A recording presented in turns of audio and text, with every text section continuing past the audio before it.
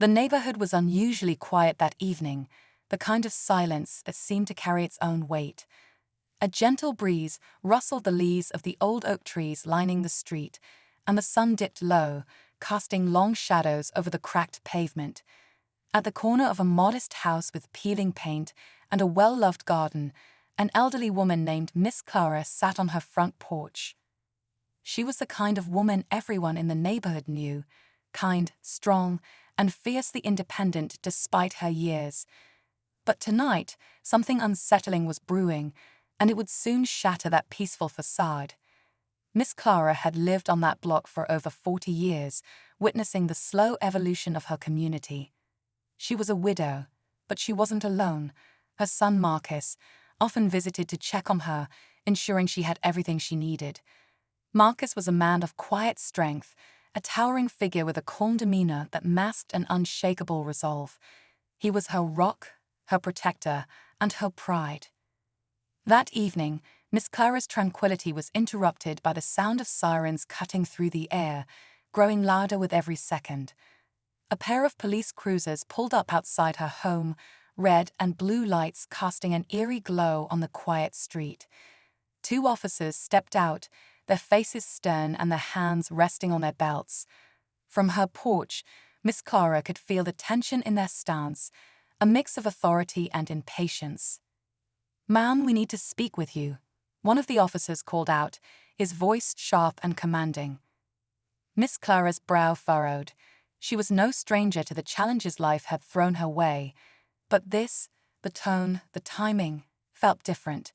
She rose slowly, leaning on her cane, and stepped forward with the dignity of someone who had seen far more than her share of struggle.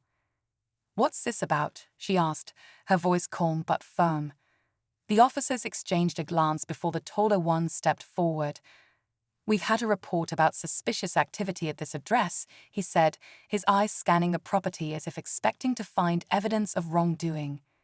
"Suspicious activity," Miss Clara echoed, her voice tinged with disbelief. "I've been sitting here on my porch all evening.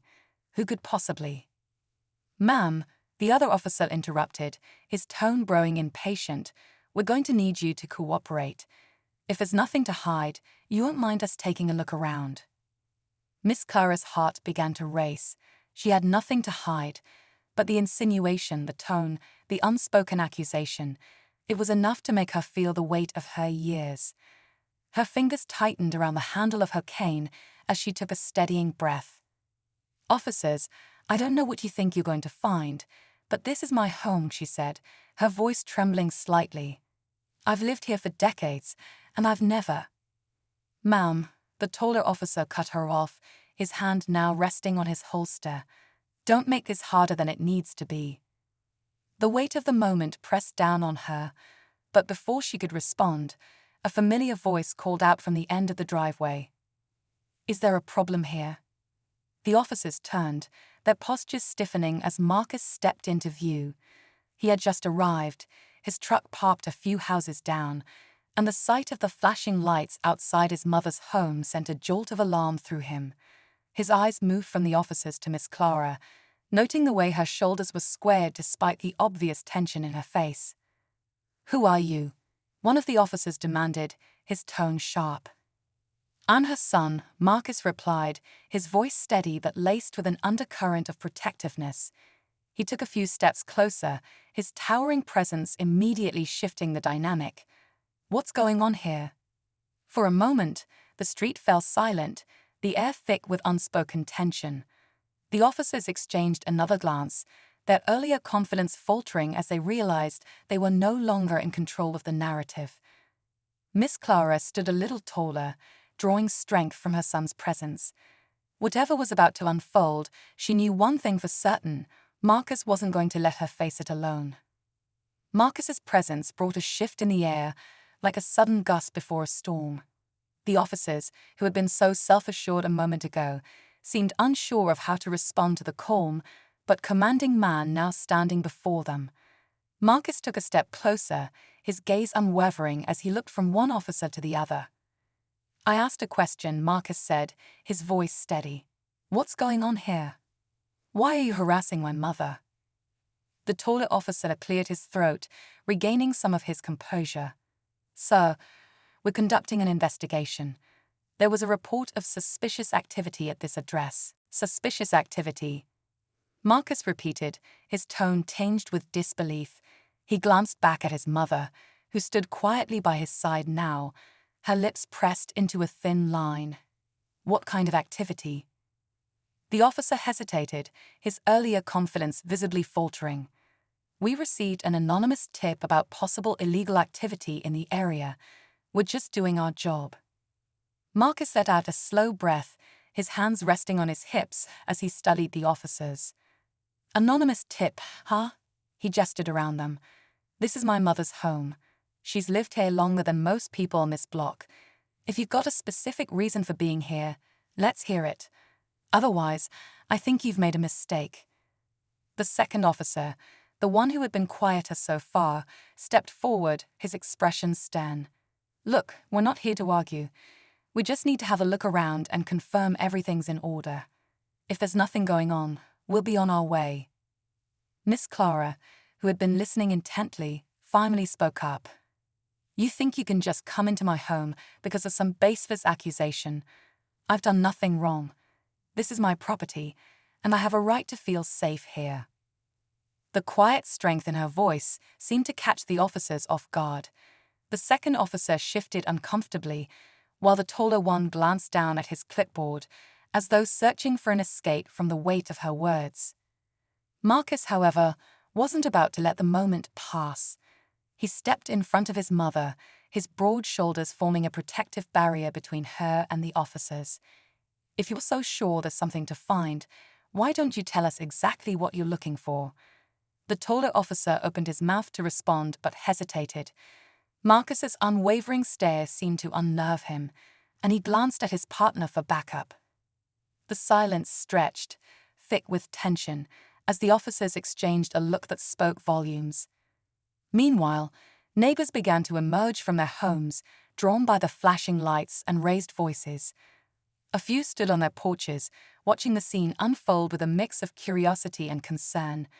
Others edged closer, their murmured conversations adding to the charged atmosphere. From across the street, Mrs. Jenkins, a retired schoolteacher who had known Miss Clara for decades, called out, "Clara, everything all right over there?" Miss Clara turned her head slightly, offering a reassuring wave. "It's fine, Evelyn. Just a misunderstanding." But Marcus knew it was more than that. He could feel the weight of their presence, the unspoken accusations, the way they seemed to assume the worst without any evidence. He'd seen it before, too many times to count. "Officers," Marcus said, his tone measured but firm, "you're making a scene in front of my mother's house over a so-called anonymous tip. If you have something concrete, you better say it now. Otherwise, I suggest you leave before this escalates any further." The second officer, clearly feeling the eyes of the growing crowd, took a step back. "We don't want any trouble," he said, his tone softening. "We're just trying to do our job." Marcus crossed his arms, his posture unyielding. "Your job shouldn't involve intimidating an elderly woman in her own home." For a moment, it seemed as though the officers might back down. The taller one shifted his weight, glancing nervously at the onlookers, but just as the tension seemed to ease, he squared his shoulders and took a step forward. "Sir, if you interfere with our investigation, we'll have no choice but to take action," he said, his voice hardening again. The words hung in the air like a challenge, and Marcus's jaw tightened. He didn't respond immediately, instead taking a long, steadying breath. He wasn't about to let things spiral out of control, but he also wasn't going to let them bully his mother. Before he could reply, a new voice broke through the tension. "Marcus." Everyone turned to see a young woman walking up the driveway, her expression a mix of worry and determination. It was Jasmine, Marcus's younger sister, who had just arrived after hearing about the commotion from a neighbor. "What's going on here?" Jasmine demanded, her eyes narrowing as she took in the scene. She moved quickly to stand beside her brother and mother, her presence adding another layer of defiance to their united front. Marcus gave her a brief nod of acknowledgement before turning his attention back to the officers. "Well," he said, his tone sharp, "you've got the whole neighborhood watching now. Still think you're in the right?" The taller officer hesitated, his confidence visibly shaken. The weight of the crowd's scrutiny, combined with the unwavering resolve of Marcus and his family, seemed to chip away at his authority. But just as it seemed the situation might de-escalate, a crackle of static came from the officers' radios. Both men turned slightly, listening intently as a voice relayed a new piece of information. Whatever they heard seemed to change everything. The taller officer's face darkened, and his hand moved instinctively toward his belt. "Sir, I'm going to need you to step back," he said, his voice low and tense. Marcus didn't move. "Why? What's going on?" The officer didn't answer, but the shift in his demeanor was unmistakable. The atmosphere, already thick with tension, grew even heavier as everyone waited to see what would happen next. Miss Clara reached out, placing a hand on Marcus's arm. "Marcus," she said softly, her voice steady despite the fear in her eyes, "don't let this get out of hand." He nodded, his jaw clenching as he forced himself to step back. But his eyes never left the officers, his protective instincts on high alert. Jasmine, meanwhile, pulled out her phone, holding it up as she began recording. "If you think you can intimidate us, think again," she said, her voice loud enough for the crowd to hear. "We're not going to let you get away with this." The officers exchanged another glance, that earlier bravado replaced by a flicker of uncertainty. The crowd's murmurs grew louder, their collective disapproval adding to the pressure. For a moment, it seemed as though the situation might resolve itself, but then, without warning, one of the officers took a step forward, his hand reaching for something on his belt. And just like that, the fragile balance of the moment shattered, leaving everyone on edge, unsure of what would happen next. Marcus's fists clenched at his sides as he watched the officer's hand inch closer to his belt. He couldn't tell if the man was reaching for his radio or something more threatening, but the sight sent a chill through him. The weight of the moment was suffocating. Marcus felt his mother's hand on his arm tighten, her silent plea for him to stay calm. Jasmine's phone was still held high, the camera capturing every second of the standoff. "You better think carefully about your next move," Jasmine said, her voice steady but sharp. "Everyone here is watching, and this is all being recorded." The crowd of neighbors, now larger than before, murmured in agreement. A few people shouted out their support for Miss Clara, their voices growing louder and more confident as the tension escalated. It was clear that the officers were feeling the pressure, that earlier bravado crumbling under the weight of so many eyes. The taller officer hesitated, his hand hovering for a moment before he slowly moved it away from his belt. His partner shifted uncomfortably, clearly unsure of what to do next. The radio crackled again, but this time the officer ignored it, his focus locked on Marcus and his family. "What exactly are you looking for?" Marcus asked, his voice cutting through the murmurs of the crowd. "You keep dodging the question. If there's a reason you're here, we deserve to know." The officer finally spoke, his tone defensive. "We've been given information that there might be stolen property linked to a recent burglary in this area. Your house was mentioned in the report." Miss Clara's eyes widened in disbelief. "A burglary? I've never stolen anything in my life. This is my home. Why would you think I have stolen property?" Marcus's jaw tightened. "Let me guess. This so-called report didn't come with any proof, did it? Or is it just based on someone's word? Someone who probably doesn't even know us." The officer's silence spoke volumes. Jasmine lowered her phone slightly, her expression hardening. "This sounds more like harassment than an investigation. My mother has lived here for decades. Everyone in this neighborhood knows her. If you think you can just show up and make accusations without evidence, you're dead wrong." The second officer, who had been shifting uncomfortably throughout the exchange, finally spoke up. "We're not accusing anyone of anything yet," he said, his tone more measured. "We just need to rule out this address as part of our investigation." "And how exactly do you plan on doing that?" Marcus asked, his voice calm but cutting. Because you're not coming into this house without a warrant. That's not how this works. The officer hesitated, clearly caught off guard by Marcus's understanding of his rights. He glanced at his partner, who looked equally uncertain. Miss Clara's voice broke through the silence, trembling but strong. I've worked hard my whole life to keep this house. It's the only thing I have left. And now you're standing here, trying to take my peace away, all because of some baseless accusation. I won't stand for it. The crowd murmured louder, the support for Miss Clara growing more vocal. Mrs. Jenkins called out again, her voice filled with indignation. Clara's done more for this community than anyone else I know. You have no right to treat her this way.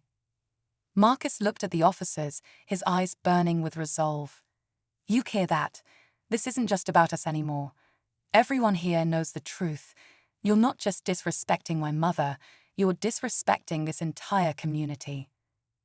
The taller officer seemed to falter for a moment, his confidence shaken. But before he could respond, another figure emerged from the crowd.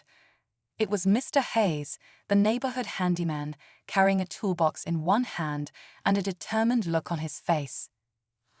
Officers, he said, stepping forward. I was working on Miss Clara's fence earlier this week.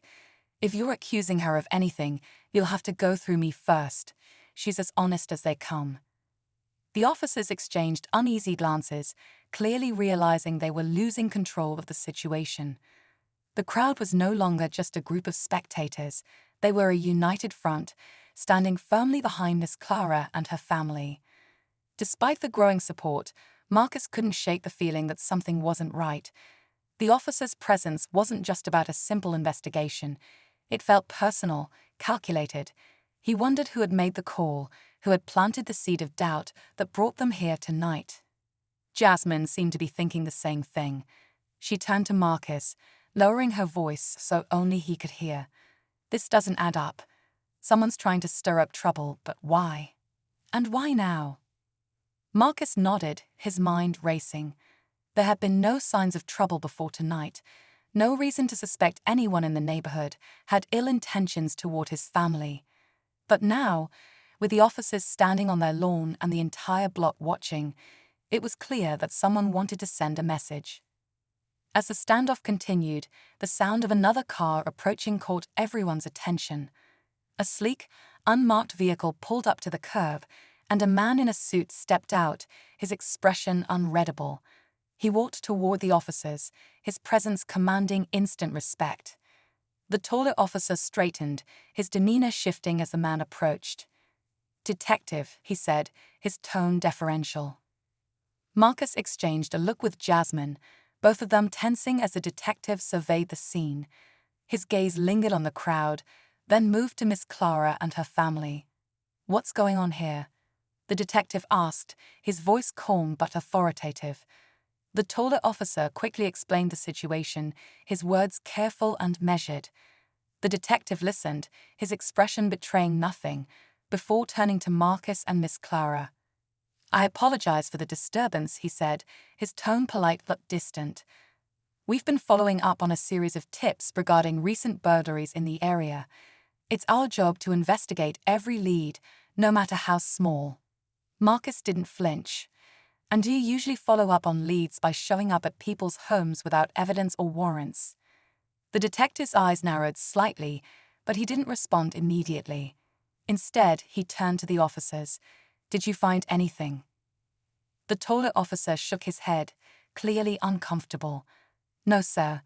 We haven't conducted a search yet." The detective nodded, his gaze returning to Marcus. "I understand your frustration. We're not here to cause trouble, but we do take these reports seriously." "Then maybe you should start by questioning the person who made the report," Jasmine said sharply, "instead of harassing innocent people." The detective's expression flickered, just for a moment, but it was enough for Marcus to notice. There was something he wasn't saying, something that made Marcus even more certain that this wasn't just a routine investigation. The tension remained thick, the crowd still watching, waiting for the next move. Marcus could feel the weight of their eyes, the silent hope that he would stand firm against the officers. He knew he couldn't back down, not now, not when so much was at stake. But as the detective took a step closer, his tone softening slightly, Marcus realized the battle was far from over. Whatever had brought them here tonight, whatever unseen forces were at play, this was only the beginning. And he wasn't about to let his family face it alone. The detective's calm demeanor only seemed to heighten the tension. He stood there, taking in the scene, the weight of the crowd's stares, and the steadfast resolve of Marcus, Miss Clara, and Jasmine. The silence felt heavy, like the air just before a storm. Marcus could feel his pulse pounding in his ears, his every instinct telling him that this wasn't over, not even close. "Look," Marcus said, breaking the silence, his voice steady but carrying an unmistakable edge. "We don't have anything to hide. But you're not going to search this house without something more than vague accusations. If you've got evidence, show it. If not, you need to leave." The detective tilted his head slightly, as though weighing his next words carefully. "I understand you're concerned," he said, his tone measured. "But refusing to cooperate can make this situation more difficult than it needs to be." Jasmine scoffed, her phone still recording. "Difficult for who? Because it seems pretty clear who's making it difficult." A ripple of agreement moved through the crowd, the neighbors standing a little taller, their presence a silent reminder that Marcus and his family weren't alone. Miss Clara's eyes swept over the familiar faces, her heart swelling with a mix of gratitude and unease. She'd always believed in the strength of her community, but tonight she couldn't shake the feeling that something larger was at play, something that had singled her out in ways she didn't yet understand. The detective glanced at the growing crowd, his lips pressing into a thin line. "This isn't about making accusations," he said, his voice rising slightly, as though addressing everyone. "This is about ensuring the safety of this neighborhood. We've had multiple reports of suspicious activity, and we're following every lead to get to the bottom of it." "Multiple reports?" Marcus challenged, narrowing his eyes. "Or just one report from someone with an axe to grind? Because that's what this feels like." The detective didn't answer immediately, but the faintest flicker of discomfort crossed his face. Marcus caught it, his suspicions hardening. "Who filed the report?" Jasmine asked bluntly, stepping forward. "We have the right to know." "That information is confidential," the detective replied, his voice firm but not unkind. "We can't disclose the identity of a tipster in an ongoing investigation." "Convenient," Marcus muttered under his breath. Miss Clara took a deep breath, her voice calm but resolute. "I've lived in this neighborhood longer than most of you have been alive," she said, addressing both the officers and the detective. "I've never caused trouble. I've never been accused of anything. And now, out of nowhere, you're standing here, trying to turn my home into a crime scene. I deserve better than that. We all do." The crowd murmured in agreement, their support growing louder. The detective glanced at the officers, his jaw tightening as though trying to maintain control of the situation. But before anyone could say more, a voice from the back of the crowd cut through the noise. "Wait a minute." Heads turned as a man stepped forward, his face partially hidden under the brim of a baseball cap. It was Mr. Linton, a relatively new resident who had moved into the neighborhood a few months ago.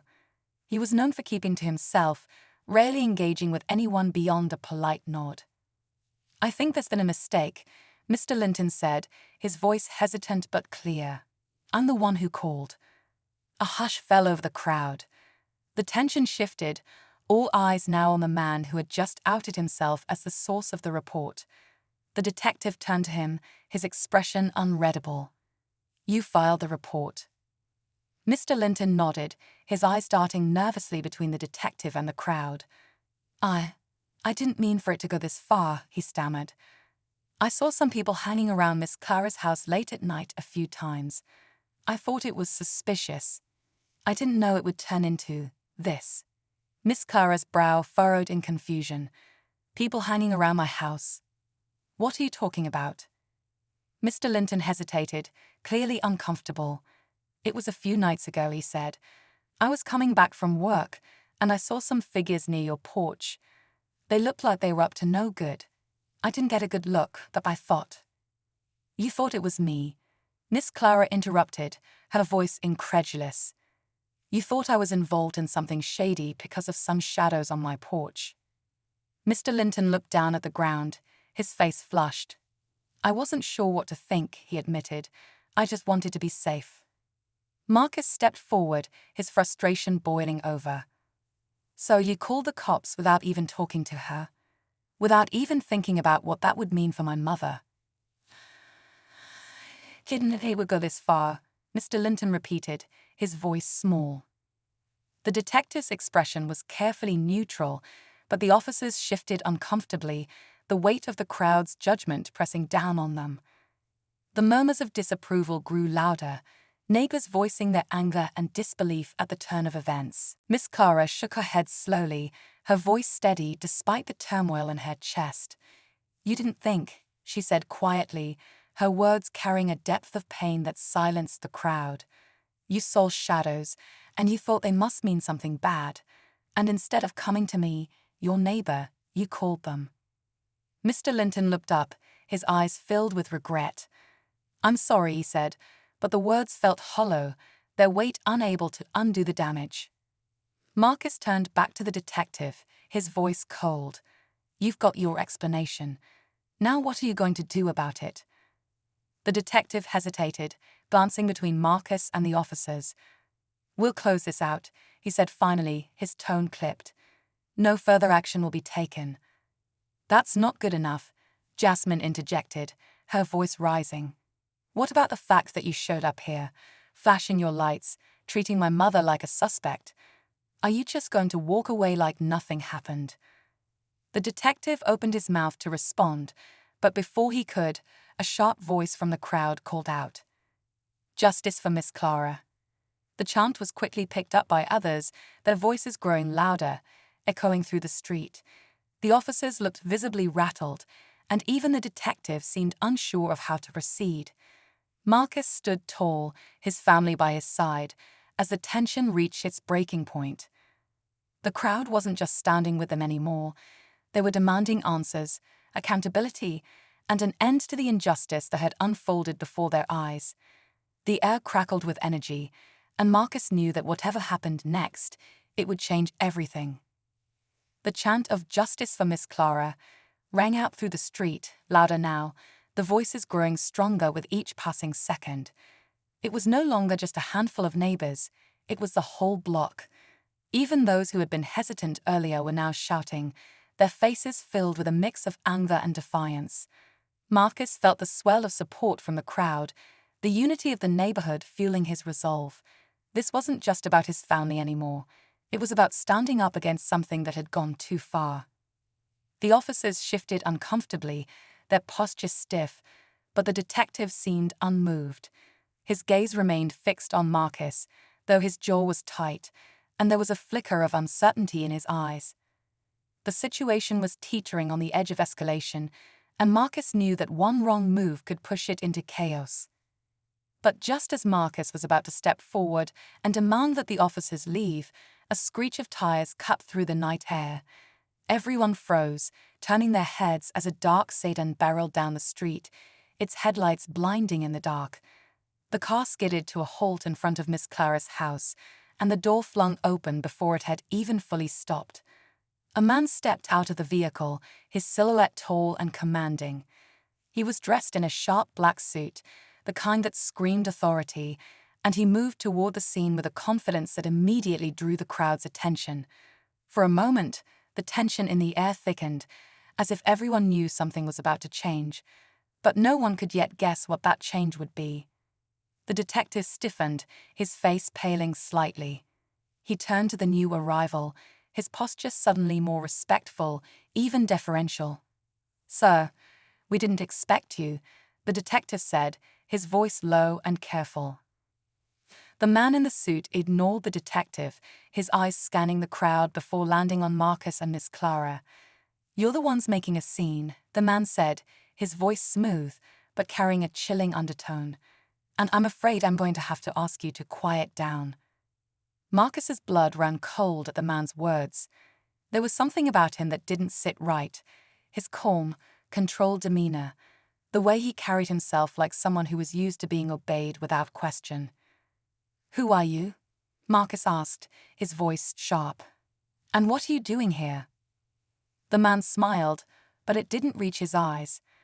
"I'm here to clean up a mess that's gone a little too far. You're making this difficult, but we can resolve it if you cooperate." He glanced around at the gathering crowd, his eyes narrowing slightly. "I suggest you all go back to your homes. This isn't your fight." The words hung in the air, a subtle threat that made the crowd fall into uneasy silence. Miss Clara stepped forward, her voice steady but strong. "I've lived here for years, and I'll be damned if I let anyone push me around in my own home." The man looked her up and down, his smile faltering for just a moment. "Your home?" he repeated, his voice cold. "I'm afraid that's not quite accurate anymore." Marcus blinked, confusion flooding him. "What do you mean by that?" he demanded. The man took a step closer, his eyes glinting in the dim light. "This property, as of now, is no longer under your control. It's been seized." A wave of disbelief swept over the crowd. For a moment, no one moved. The words hung in the air like a bomb, leaving a cold, heavy silence in their wake. Marcus's stomach dropped. "What are you talking about?" he asked, struggling to keep his voice steady. "You can't just seize someone's house. You need a court order, a warrant." The man chuckled darkly, his expression unreadable. "You think I don't know that? I've got all the paperwork I need. The city sold this property months ago, and I've been waiting for the right moment to take control." The crowd began to murmur again, disbelief turning into anger. But Marcus's thoughts were spinning. The house had been sold. How? When? He had no idea what this man was talking about, and from the look on Miss Clara's face, she was just as confused. "Who authorized this?" Marcus demanded, stepping closer, his heart racing. "Who signed those papers?" The man's smile widened, but there was no warmth in it. "That's none of your concern. You'll find out soon enough." He turned back to the officers, who stood frozen, clearly unsure of how to proceed. "Clear the area," he ordered. "I'm taking over from here." The officers looked at one another, their unease palpable. The taller one glanced at the detective, as if waiting for some sort of confirmation. The detective, still pale, finally spoke. "Sir, we didn't have any knowledge of this." The man in the suit ignored them entirely, his focus now solely on Marcus. "Your mother's property was sold to the highest bidder. All this time you've been living here, thinking it was still yours." He shook his head, as though Marcus's confusion was a petty inconvenience. "Now it's mine." Marcus's pulse quickened. He could feel the blood rushing to his face, the pressure building behind his eyes. This wasn't just about some random tip or accusation anymore. It was about something much bigger. Someone had orchestrated this, pulling strings behind the scenes. The question was, why? "Who are you really?" Marcus asked, the words barely more than a whisper, but laced with the urgency of the moment. "What do you want with this house?" The man didn't answer immediately. Instead, he took a slow step back, his eyes never leaving Marcus. "I'll be back tomorrow," he said coolly. "And when I return, you'd better have your things packed." The words hit like a punch to the gut. As the man turned and headed back to his car, the sound of the tires screeching away echoed in the night, leaving nothing but a stunned silence in its wake. Miss Clara stood frozen, her eyes wide with shock. Marcus felt his heart racing in his chest, his mind racing to make sense of the twisted turn the night had taken. The neighborhood was no longer just standing up for Miss Clara. They were now standing on the edge of something much larger, and there was no turning back. The stakes had just been raised. The hours that followed felt like a blur. Marcus couldn't sleep, his mind racing with questions. How had this man taken control of their home? Who was behind this shady transaction? He'd spent hours searching for any document, any shred of evidence that could explain what was happening, but everything was a dead end. Miss Clara sat silently in her living room, her face pale and drained, but determined to stand her ground. The next morning, Marcus was up early. He could feel the weight of time pressing on him, the urgency of the situation unbearable. The man in the suit had said he would return, and Marcus wasn't about to let them take his family's home without a fight. He had to figure out who had orchestrated this mess and why they targeted Miss Clara, but time was running out. He needed answers, and he needed them fast. Around noon, the doorbell rang, shattering the tense silence that had settled over the house. Marcus's heart skipped a beat. He knew who it was. He opened the door to find the same man from the night before, his posture straight, his expression unreadable. Behind him, a moving truck was parked in front of the house, its back doors open, ready to haul away whatever it could. "Good afternoon," the man said, his voice as cold as the morning air. "I trust you're prepared to leave." Marcus's fists clenched at his sides, but he forced himself to remain calm. "You've got no right to do this," he said through gritted teeth. "You can't just take people's homes like this. Where's the proof? Where's the paperwork?" The man's lips curled into a tight smile. "The paperwork is already in place. It's all above board. I suggest you check the local records office if you're curious. But the reality is, you're trespassing now. This house is mine." "No," Marcus said, his voice firm. "This house has been in my family for generations. You think you can just walk in here and claim it like it's some property you can flip for a quick profit?" The man took a step forward, his cold smile never faltering. "I don't think. I know." He nodded to the moving crew, who were already beginning to move boxes out of the house, ignoring the stunned looks from the crowd that had begun to gather once more. The tension was palpable, thick with the weight of 100 unresolved questions. But before Marcus could say anything else, a figure emerged from the crowd. It was Mr. Linton, the man who had reported Miss Clara's suspicious behavior to the police just a few nights before. He walked forward, his face tight, avoiding Marcus's eyes. "Wait a second," Marcus said, his voice rising. "What are you doing here?" Mr. Linton stopped in front of the moving truck, his expression conflicted. I didn't know how to fix this," he said quietly, almost as though he were talking to himself. "I didn't know it would go this far." Marcus's confusion deepened. "Fix what? What the hell are you talking about?" Mr. Linton swallowed hard, his eyes darting between Marcus and the man in the suit. "I didn't mean for this to happen. I didn't know who else to go to. I was trying to get out of my own mess, and I thought this might help." He looked at the man in the suit, a nervous tremor in his voice. "I thought if I could get them off my back, I could finally be free." Marcus's heart sank as the pieces began to fall into place. "You sold my mother's house, didn't you?" he asked, the words tasting bitter in his mouth. "You sold it to him."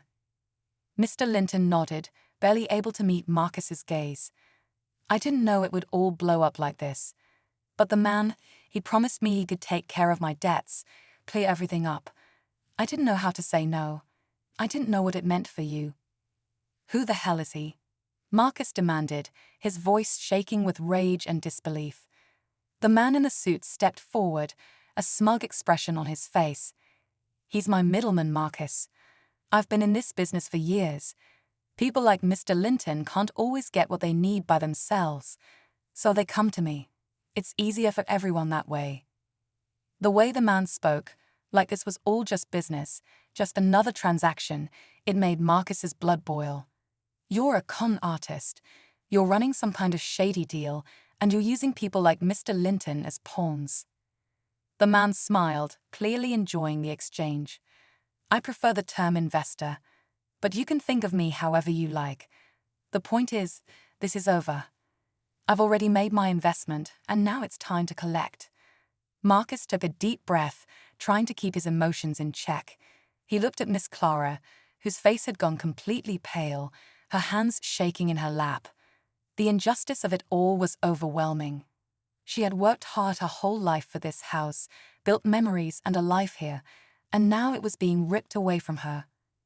But Marcus wasn't about to let that happen, not without a fight. Suddenly, a voice rang out from the crowd, cutting through the growing tension. "You can't just take it." The crowd parted slightly as a tall, older man pushed his way through. It was Mr. Harris, an attorney who had lived down the street for years and who had been a frequent visitor to Miss Clara's house. He stepped forward, his gaze sharp and focused. "I know exactly who you are," Mr. Harris said, pointing directly at the man in the suit, "and I know exactly what you've been doing. This entire transaction is a fraud. The papers you've got are forged." The air around them seemed to freeze. The man in the suit's face faltered for just a second before he quickly masked it with a glare.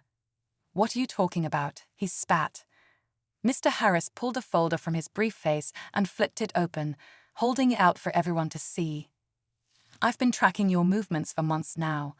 I've seen how you prey on people like Mr. Linton, how you manipulate the system to take advantage of them, and I got the proof to shut this whole operation down."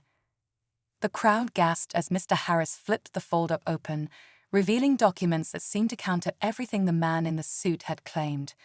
The supposed sale of the property, a forgery. The signatures, fake.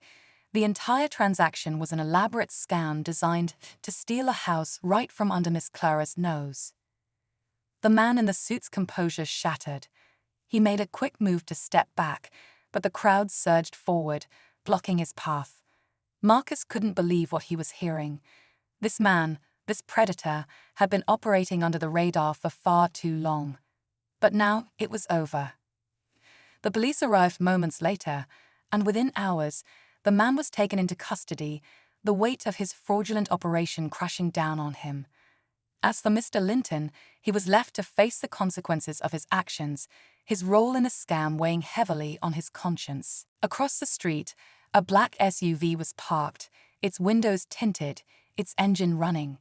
And for just a moment, Marcus could have sworn he saw a familiar face staring back at him from inside. The same face from the night before, the one he thought had disappeared. A shiver ran down his spine as he realized that this battle might be over, but the war was far from won. Marcus stood still, staring at the black SUV across the street.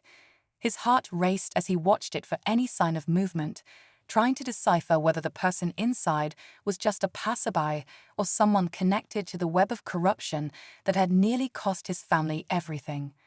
The SUV's tinted windows gave nothing away, leaving only an eerie sense of foreboding. He glanced back at Miss Clara, who was still standing on the porch, her eyes scanning the scene around her. Despite the relief of the house being saved, there was no mistaking the weight of what had happened. She had been through so much in the past few days, both emotionally and mentally, and the last thing she needed was more uncertainty hanging over her head. "Do you think it's over?" she asked softly, her voice tired but hopeful. Marcus turned toward her, forcing a reassuring smile. "It should be," he said, but the unease in his stomach told him that he wasn't so sure. He couldn't shake the feeling that something was still lingering in the shadows. Whoever was in that SUV didn't look like they were finished. Just then, Mr. Harris, the attorney who had exposed the fraud, stepped up beside Marcus. "You handled yourself well, son," he said, his voice low but appreciative. "I've seen a lot of shady dealings in my time, but this one was particularly vile." Marcus nodded, still feeling the rush of adrenaline from the confrontation. "Thanks for stepping in when you did," he said. "You saved us. I don't know what would have happened if you hadn't shown up." Mr. Harris waved it off, his eyes scanning the area warily. "I had a hunch something was off about that man the moment I saw him. These guys tend to work under the radar, but they don't expect people to catch on. You were lucky. But trust me, he won't be the last to try something like this." As Mr. Harris spoke, Marcus felt a chill run down his spine. The lawyer was right. As much as he wanted to believe that this chapter was over, he knew the fight for justice wasn't finished. People like the man in the suit didn't just disappear after getting caught. They always had another scheme, another angle to work. The crowd around them had started to thin, their voices fading as people returned to their homes. The scene was slowly returning to normal, but the undercurrent of tension lingered in the air. Marcus couldn't shake the feeling that the worst was yet to come. "Do you think we'll hear from him again?" Marcus asked Mr. Harris, his voice barely above a whisper. Mr. Harris paused before answering. It's possible. People like him don't give up that easily. But at least now you've got the law on your side. And you've got the community behind you. You'd be surprised how much weight that can carry. Just then, the black SUV that had been parked across the street finally began to pull away, its engine purring as it slowly disappeared down the road. Marcus watched it go, but the unease didn't leave him. He had a gut feeling that this wouldn't be the last time he would see that car, or the people connected to it. Later that evening, as the sun began to set, casting long shadows over the neighborhood, Marcus and Miss Clara sat together in the living room. The room, once filled with tension and fear, now felt more like home again. The weight of the past few days was still fresh, but with each passing hour, they were starting to rebuild, piece by piece. "I never thought something like this would happen to me," Miss Clara said, her voice soft and reflective. "I've lived here my whole life, and to think that someone would try to take it all away, it's hard to wrap my head around." Marcus placed a comforting hand on her shoulder, trying to offer reassurance. "I know, Grandma, but you're not alone. We're going to make sure this never happens again. We'll fight for what's right. You deserve to keep this house and everything it represents." Miss Clara looked up at him, her tired eyes filled with a mix of gratitude and sorrow. "I'm proud of you, Marcus. You've grown into a strong, brave man. I know it wasn't easy, but you stood up for what mattered. You didn't let them take this from us, and for that, I'll be forever grateful." Marcus smiled, though there was a knot in his chest. Her words meant the world to him, but he couldn't shake the unease that still gripped him. They had won the battle, but the war wasn't over. As night fell, Marcus couldn't help but think about the larger implications of what had happened. The fraud, the shady dealings, the corruption, it all ran deeper than he had ever realized. There were still so many unanswered questions about how someone had been able to seize control of his mother's home without anyone noticing. He had a feeling that the man in the suit was just one piece of a much bigger puzzle. The next day, Marcus went to the local records office, determined to get to the bottom of the entire scheme. After hours of digging through old files and legal documents, he finally stumbled across something that made his blood run cold. There, hidden in a stack of paperwork, was the name of a developer, someone with deep ties to the city's political elite. The same developer who had purchased the property just before Miss Clara's house had been seized. It was clear now that this was no random fraud. It was part of a much larger gentrification project aimed at buying up properties in the area. Marcus stared at the documents in front of him, his mind racing. This wasn't just about one house. This was a deliberate attempt to push out people like Miss Clara, to take away their homes and their histories. It was a pattern he had seen before in neighborhoods all over the city. But this time, it was different. Marcus had seen the power of a community coming together. He had felt the strength of standing up for what was right, and he wasn't about to let this happen again, whether it was just his family or the countless others who would be targeted next. A few weeks later, the city council held a meeting to discuss the future of the neighborhood. Marcus, Miss Clara, and Mr. Harris were there, along with several others who had been impacted by the fraud. The room was packed, the air thick with anticipation. When Marcus stood up to speak, he didn't just talk about his family's fight. He spoke for everyone, every person who had ever been pushed aside, ignored, or taken advantage of. He talked about the importance of community, of standing together to protect what was rightfully theirs. By the end of the meeting, the city council had no choice but to reconsider the gentrification plans. They agreed to halt the project and launch an investigation into the fraudulent practices that had been exposed. It wasn't a perfect victory, but it was a start. The road ahead was still uncertain, but Marcus knew one thing for sure: they had shown the world that they weren't going to back down. The fight for justice was ongoing, and together, they could make a difference. As Marcus and Miss Clara walked home that evening, the weight of the past few weeks finally seemed to lift just a little. The house was still theirs, and as long as they stood together, nothing, no one, could take that away.